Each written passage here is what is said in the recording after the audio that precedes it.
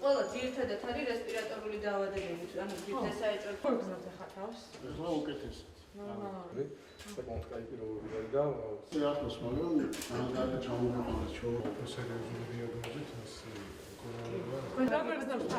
ძალიან კარგად. დიდი მადლობელები ვარ ყველაფერი. ნებისმიერ